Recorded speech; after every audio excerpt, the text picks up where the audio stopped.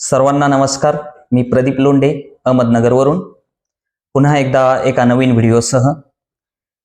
आजचा व्हिडिओ शहीद ए आझम भगत सिंग यांच्या संदर्भामध्ये असणार आहे.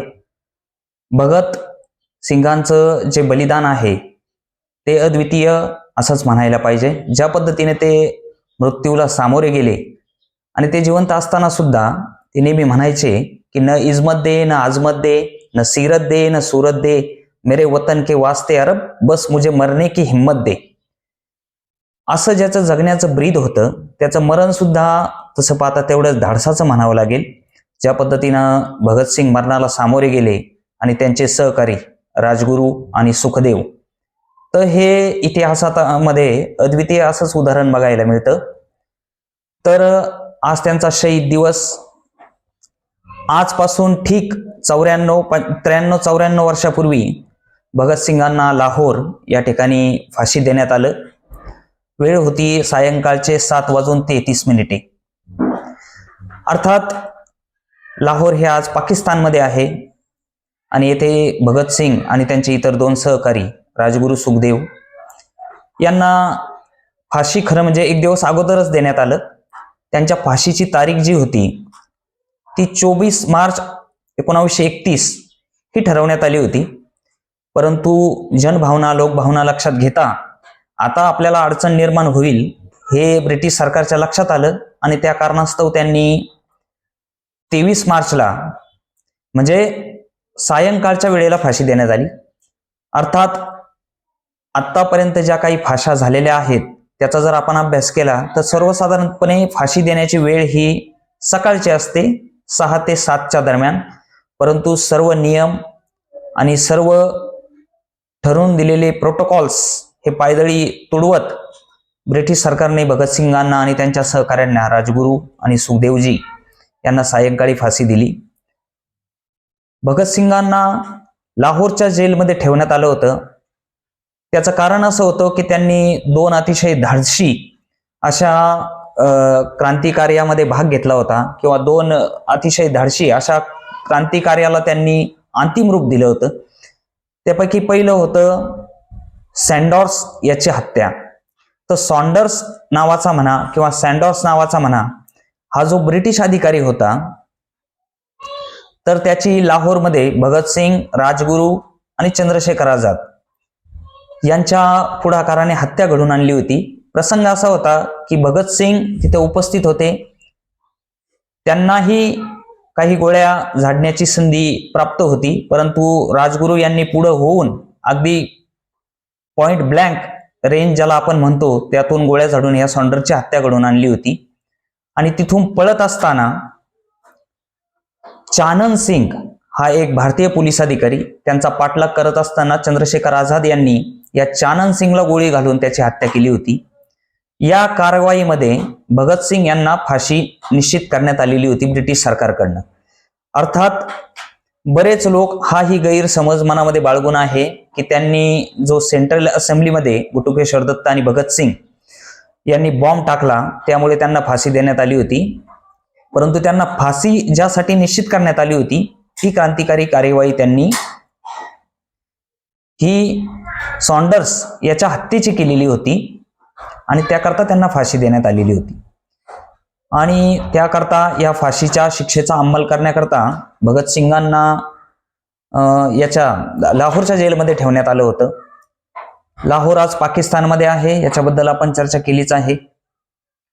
तर या लाहोरच्या जेलमध्ये असताना चरण सिंग नावाचा वॉर्डन जो त्यांच्यावरती देखरेखीखाली किंवा एकंदरीतच जेलची व्यवस्था पाहण्यासाठी होता, त्याचं काहीच प्रेम हे भगतसिंगांवर होतं.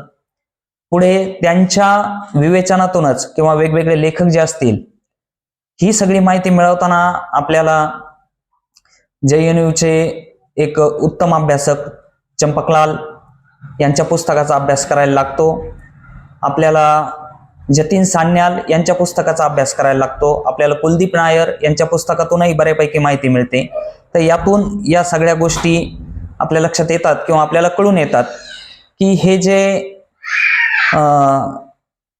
चरण सिंग होते, जे वॉर्डन होते लाहोर जेलचे त्या काळामध्ये, तर त्यांचे आणि भगतसिंगांचे प्रेमाचे संबंध हे झाले होते आणि भगतसिंगांना ते ह्या जेलमध्ये द्वारकादास लायब्ररी होती त्या काळात या लाहोर शहरामध्ये, तर तिथून काही पुस्तक आणून वाचण्यासाठी देत असत. भगतसिंगांना वाचण्याचा फार छंद होता. ते वारंवार वेगवेगळी पुस्तकं, खास करून समाजवादावरती जी पुस्तकं असत ती बोलून घेत, वाचत, त्याचा अभ्यास करत आणि त्यांच्या विचारावरती, त्यामुळेच या समाजवादाचा फार मोठा प्रभाव होता. त्याचबरोबर अनेक लोक भगतसिंगांना तिथे भेटायला येतात. त्यांचे वकील येत असत. प्राणनाथ मेहता असं त्यांचं नाव होतं. हे अगदी ज्या दिवशी भगतसिंगांना फाशी देण्यात आली म्हणजे 23 मार्चला, तर त्या दिवशी सुद्धा दुपारी त्यांना भेटण्यासाठी आले होते. आणि इतरही म्हणजे भगतसिंगांचा स्वभाव जो होता तो इतका सुस्वभावी होता आणि इतकं आकर्षण लोकांना त्यांच्या प्रती आजही का आहे हे आपल्या लक्षात येईल की बरखा नावाचा एक न्हावी त्यांची कटिंग करण्यासाठी, हजामत करण्यासाठी येत असे. त्याच्याशी सुद्धा भगतसिंगांचे या जेलमध्ये असताना, 14 नंबर बॅरेक होती त्यांची लाहोरच्या जेलमध्ये, तर या जेलमध्ये असताना भगतसिंगांची त्या बरखाशी सुद्धा मैत्री झाली होती. आणि या बरखाने एक म्हणजे भावनात्मक गोष्ट या दोघांमध्ये अशी होती की या बरखाला भगतसिंगांनी सांगितलं होतं की ज्या दिवशी मला फाशी द्यायची ठरेल त्याच्या आदल्या दिवशी तू मला जेवण आणून दे तुझ्या घरून. दुर्दैवाने भगतसिंगांना 24 तारखेला फाशी देण्यात येणार होती.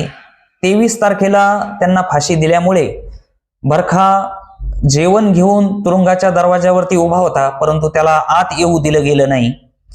म्हणजे अशा प्रकारची मानसिकता ही ब्रिटिश सरकारची किंवा ब्रिटिश अधिकाऱ्यांची त्या काळामध्ये होती. अर्थात त्यांचीच होती असं नाही, त्यांना बळ देणाऱ्या त्या काळात भारताचा जो प्रशासन वर्ग होता किंवा जो नोकरदार वर्ग होता त्यांची सुद्धा मानसिकता याच प्रकारची होती.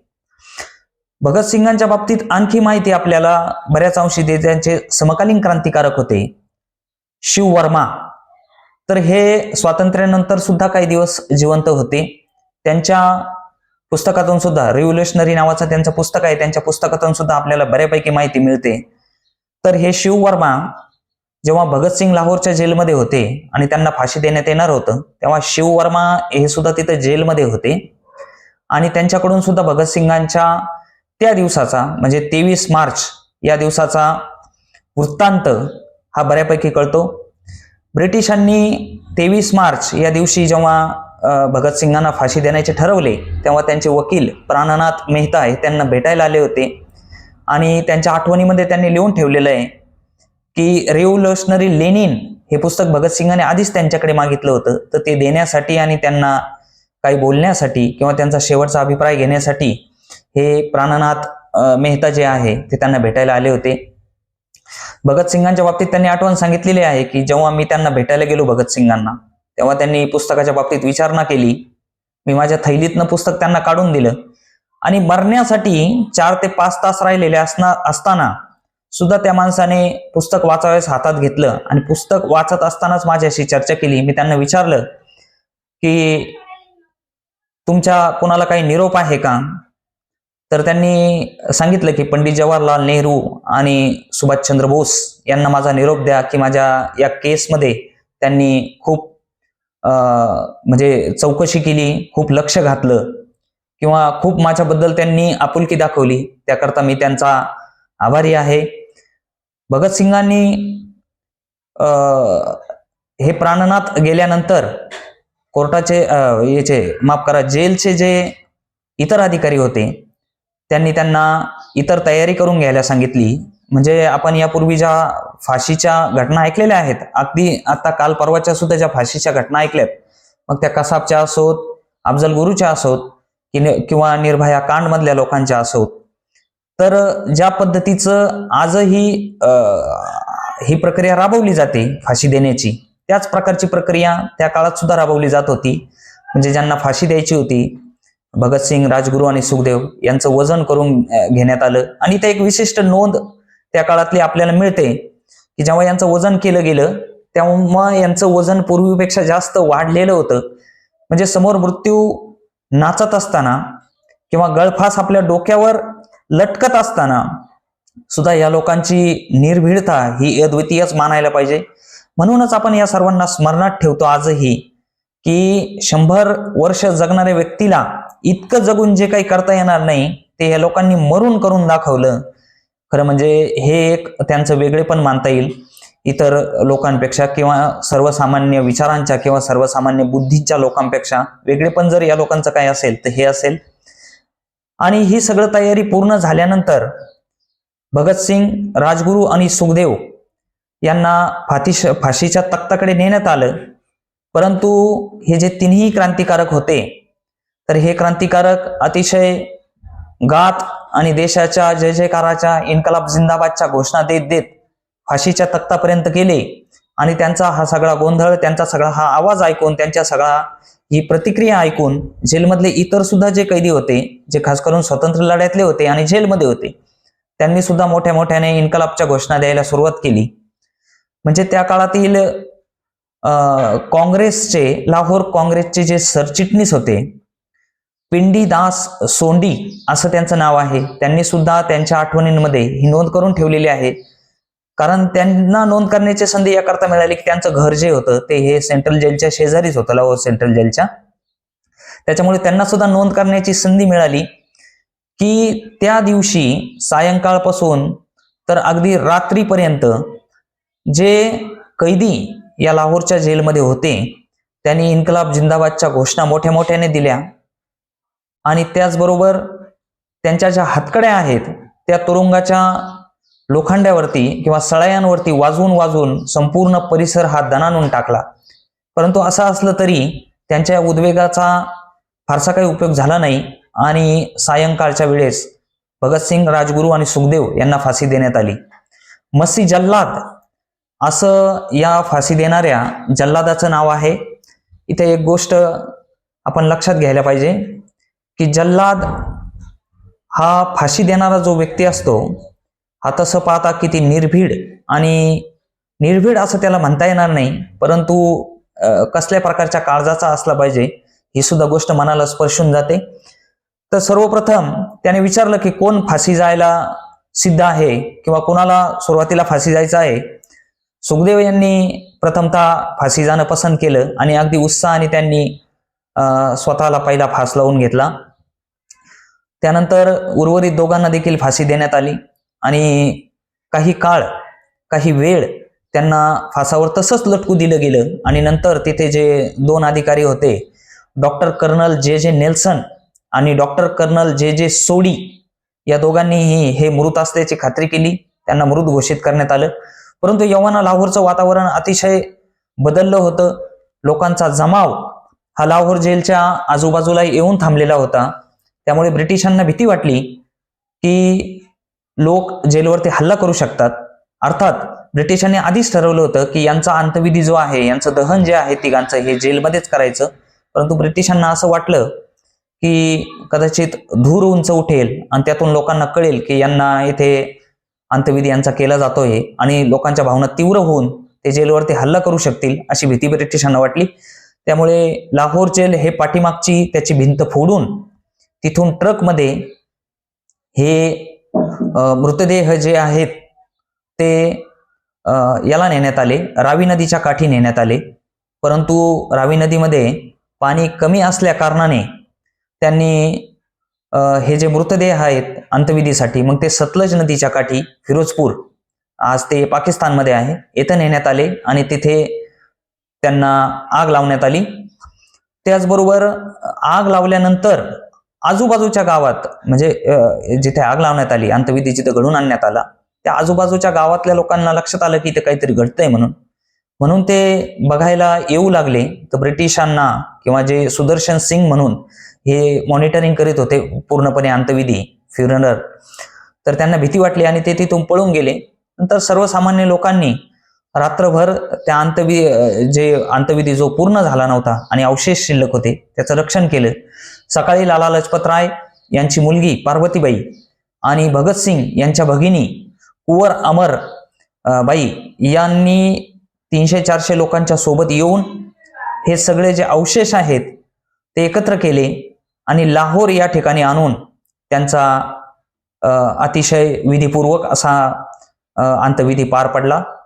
आजही पाकिस्तानामध्ये शादमान हा जो चौक आहे लाहोरमध्ये, तिथे आंदोलन चालतं आजही की या चौकाला भगतसिंगांचं नाव देण्यात यावं.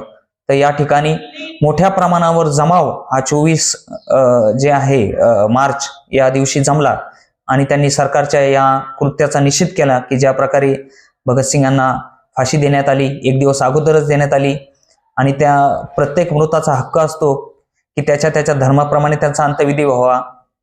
तो सुद्धा या क्रांतिकारकांना कितपत प्राप्त झाला ही सुद्धा शंका लोकांना होती आणि या कारणास्तवच लोक आक्रमक झाले. पुढे गांधींना सुद्धा याचा विरोध झाला, सहन करावा लागला. गांधी सुद्धा कराचीमध्ये जेव्हा गेले याच महिन्यामध्ये तेव्हा सुद्धा लोकांनी गांधींना तीव्र विरोध केला. बऱ्याच काळात लोकांनी गांधींना या घटनेसाठी जबाबदार ठरवलं, आजही ठरवतात, परंतु हा एक वेगळा अभ्यासाचा विषय आहे. लोकांची अशी अपेक्षा होती की आयुर्वेन बरोबर गांधी आयुर्वेन जो करार झाला तर ह्या आयुर्वेन बरोबर करार करताना किंवा त्याच्याशी चर्चा करत असताना दुसऱ्या गोलमेज परिषदेमध्ये गांधींनी भगतसिंगांची फाशी ही माफीमध्ये बदलून घ्यायला पाहिजे होती किंवा जन्मठेपेमध्ये बदलून घ्यायला पाहिजे होती, परंतु गांधी तसं करू शकले नाही. किंबहुना त्यांनी तसा प्रस्तावही मांडण्यामध्ये फारसा रस दाखवला नाही, फारसं महत्व या गोष्टीला दिलं नाही. त्यामुळे लोक आजही गांधीला दोष देतात, परंतु भगतसिंग हे अजरामर झाले त्यांच्या या कृत्यातून. त्यांना लाख लाख सलाम आणि पुन्हा एकदा कधीतरी दुसऱ्या व्हिडिओमध्ये त्यांचे कुटुंब आणि त्यांचे इतर सहकारी यांच्याविषयी आपण नक्की जाणून घेऊया. पुन्हा भेटूया. धन्यवाद.